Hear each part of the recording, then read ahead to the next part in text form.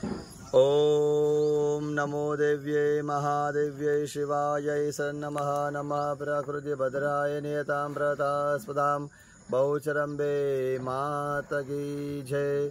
सर्वने जय श्री कृष्ण, जय माताजी, नर्मदे हर।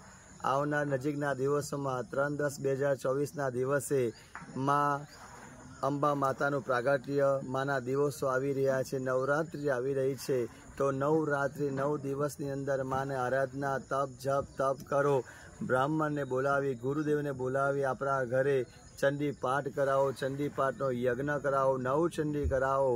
જે નવરાત્રિ કહીએ છીએ, નવરાત્રિ માનું અનુષ્ઠાન બ્રાહ્મણ દ્વારા કરવામાં આવે અને 10મા દિવસે અનુષ્ઠાનનો હવન થાય એટલે આદિ વ્યાધિ ઉપાધિનો નાશ કરી આદિદૈવિક, આદિભૌતિક, આધ્યાત્મિક ત્રિવિધ સુખ શાંતિની પ્રાપ્તિ માં જગદંબા કરાવે છે।